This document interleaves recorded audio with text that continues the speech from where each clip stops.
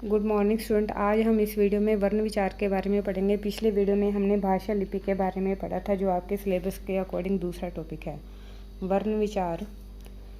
वर्ण उस मूल छोटी से छोटी ध्वनि के चिन्ह को कहते हैं जिसके आगे टुकड़े ना हो सके, या ऐसे कह सकते हैं। इसकी एक परिभाषा और है स्टूडेंट, भाषा की सबसे छोटी इकाई ध्वनि है और उस ध्वनि को क्या कहते हैं?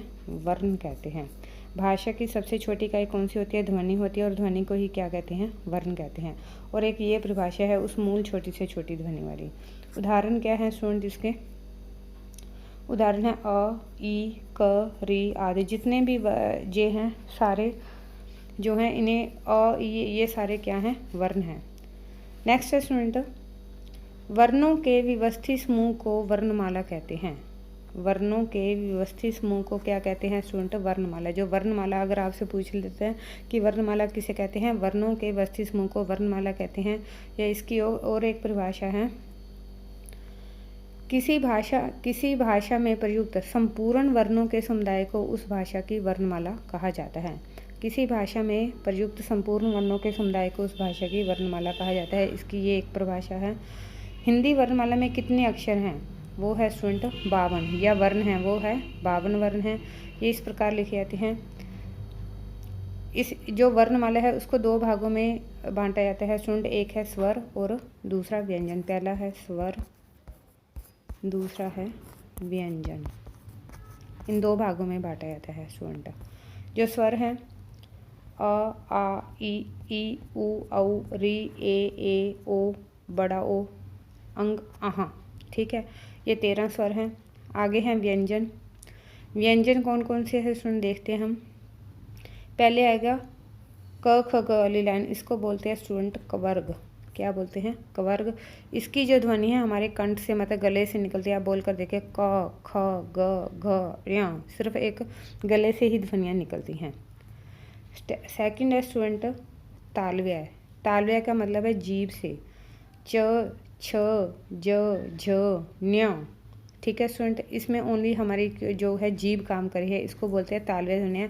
पेपर में आपको जैसे क वाले क, ख, ग दे देगा और ऑप्शन में दे देगा ये कौन सी ध्वनि है, कंठ है, तालव्य, मूर्धन्य है, दंत्य या ओष्ठ है। ठीक है, अगर आपको इस बात की प्रैक्टिस है, अगर आपने पढ़े हुए होंगे तो आप उसको अच्छे से टिक कर सकेंगे कि हमारा ये आंसर है। इसलिए स्टूडेंट आपको ये बता रही हूँ। नेक्स्ट है स्टूडेंट मूर्धन्य। ट, ठ, ड, ट, ठ।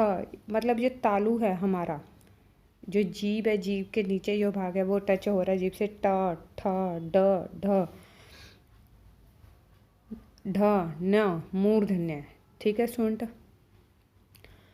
जो जीभ है उसके जो नीचे है उसका जो भाग टच हो रहा है उसको बोलते हैं मूर्धन्य। अगले है दंत। दंत सिर्फ हमारे दांत हिलते हैं। त, थ, द, ध, न। सिर्फ ओनली दंत काम करते हैं, दांत का।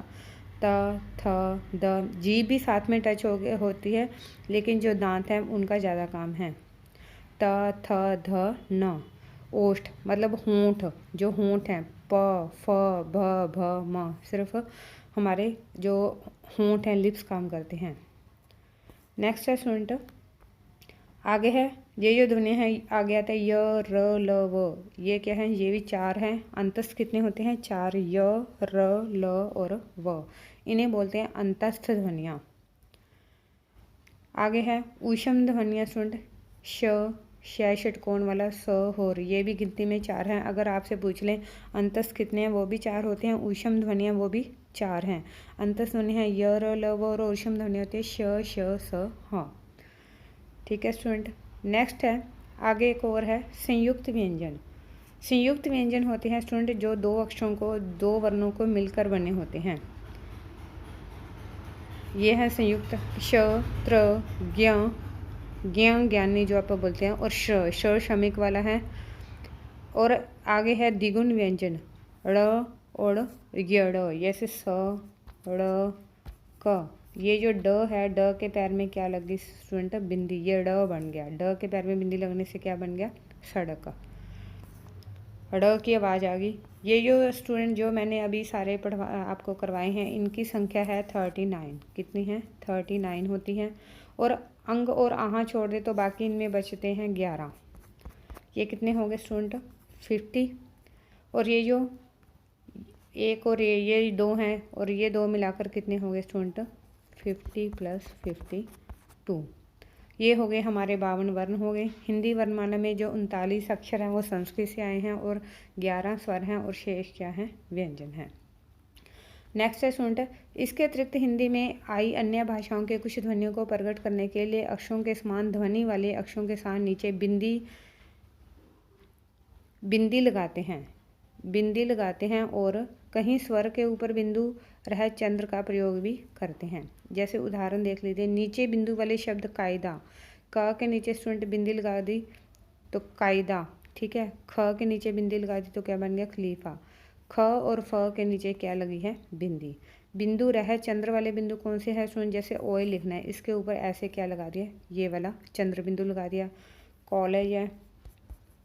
कॉलेज ऐसे लिखा जाता है, ठीक है। इसके ऊपर भी क्या लगता है? ये रहत चंद्र वाले, मतलब इसमें चंद्र बिंदु, मतलब इसमें बिंदी नहीं लगी है। जो ये ऊपर आधा ये हमने ये शेप डाली है, इसको बोलते हैं बिंदु रह चंद्र वाले शब्द, ठीक है स्टूडेंट। हिंदी वर्णमाला को हम 2 भागों में बांट सकते हैं स्टूडेंट। ये 2 भाग कौन से हैं? एक स्वर है और दूसरा कौन सा है? व्यंजन है। आगे है स्वर किसे कहते हैं स्टूडेंट? स्वर जो वर्ण अपने आप अर्थात बिना किसी अन्य अक्षर की सहायता के बोले जा सकते हैं उन्हें स्वर कहा जाता है। जो बिल्कुल स्वतंत्र हैं, जिसको जो व्यंजन की सहायता के बिना बोले जाते हैं स्टूडेंट, उनको क्या कहते हैं? स्वर कहते हैं। ये जो स्वर हैं, या इसकी एक और परिभाषा बोल सकते हैं, स्वतंत्र रूप से बोले जाने वाले वर्ण स्वर कहलाते हैं, ठीक है स्टूडेंट। इनकी जो ये हैं उदाहरण है अ, आ, ई, उ, री, ए, छोटा ओ, बड़ा ओ, अंग, आहा। कुल मिलाकर जो स्वर हैं वो कितने हैं? 13 हैं स्टूडेंट। ये आज हमने वर्ण विचार का ये टॉपिक पढ़ा है। नेक्स्ट वीडियो में जो इसका नेक्स्ट पार्ट है वो मैं लेकर आऊँगी आपके लिए। आप अपनी अच्छे से तैयारी करिए। Thank you student. अगर आपको मेरा वीडियो अच्छा लगा तो please subscribe my channel. Thank you student, thank you.